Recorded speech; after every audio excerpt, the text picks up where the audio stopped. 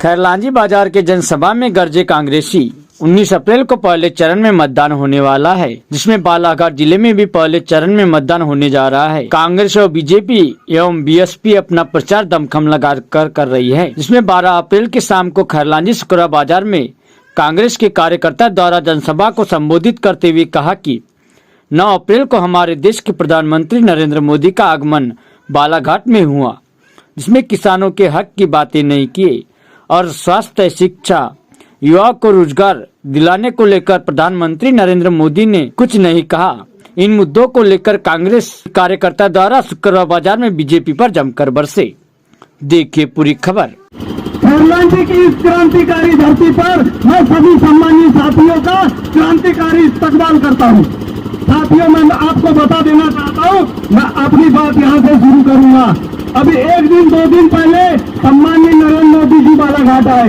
बालाघाट आकर के उन्होंने न किसानों के हक की बात की, न मजदूरों के हक की बात की, न युवाओं के सम्मान की बात की। साथियों, आपको सोचना पड़ेगा, ये लड़ाई किसी को प्रधानमंत्री बनाने की नहीं है, ये किसी को पद पर बिठाने की लड़ाई नहीं है, ये किसी को सत्ता पर काबूज करने की लड़ाई नहीं है। साथियों, आप बताओ, आप अन्याय के साथ हो कि न्याय के साथ हो?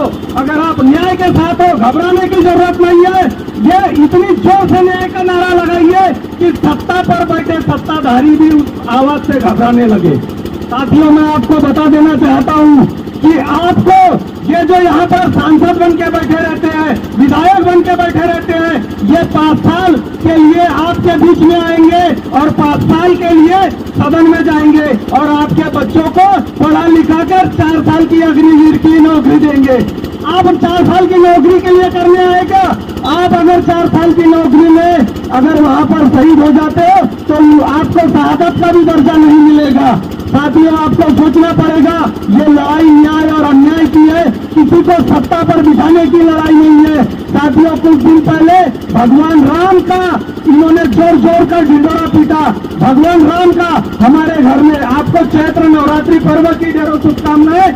आपको बता देना चाहता हूं कि कुछ दिन पहले इन्होंने भगवान राम का जोर जोर के ढिंढोरा पीटा कि भगवान राम को हम लेकर के आए हैं। भगवान राम का जन्म अभी हुआ है क्या, जो आप यहाँ पर लेकर के आए भगवान राम को?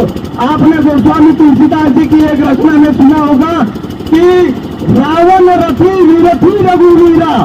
ये तुलसीदास ने लिखा, तुलसीदास जी, गोस्वामी तुलसीदास जी ने लिखा है रावण रथी वीरथी रघुवीरा। इसका मतलब ये होता है कि रावण रथ से चला आ रहा है और भगवान श्री राम जो है वो पैदल चले आ रहे हैं। ये आपको सोचना पड़ेगा कि अभी के समय में रथ से कौन चला आया था, अभी का जो दौर है उसमें रथ पर कौन बैठा हुआ था?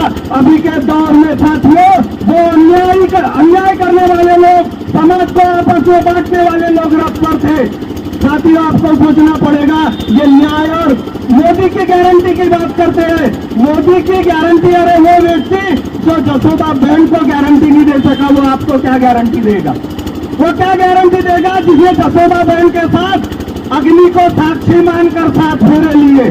अग्नि को साक्षी मानकर 7 फेरे लिए वो व्यक्ति अपनी पत्नी जसोदा बहन को गारंटी नहीं दे सका। मोदी की गारंटी, आपका जितना अधिकार है, आपका 1 वोट का अधिकार है, माननीय नरेंद्र मोदी जी का 10-15 वोट का अधिकार तो नहीं है। इस देश का संविधान हर व्यक्ति को 1 वोट का अधिकार देता है। साथियों, हर व्यक्ति को 1 वोट का अधिकार देता है। सम्माननीय नरेंद्र मोदी जी को 15 वोट का अधिकार नहीं है। जितना अधिकार आप लोगों का है, उतना अधिकार नरेंद्र मोदी जी का है। आपको फैसला करना पड़ेगा। हमारे पास समय कम है और भी वक्त है, मैं आपको और भी बाजार की सभा में बताते रहूंगा। ये जो लड़ाई है, ये सच और झूठ की है, न्याय और अन्याय की है। आपको अन्याय के साथ रहना है कि न्याय के साथ आपको फैसला करना पड़ेगा। साथियों, आने वाली 19 तारीख को कांग्रेस के अधिकृत प्रत्याशी भाई सम्राट सिंह सरस्वार की पंजे की बटन दबाकर आपको न्याय और किसानों के हक में बनने वाली सरकार के पक्ष में मतदान करना।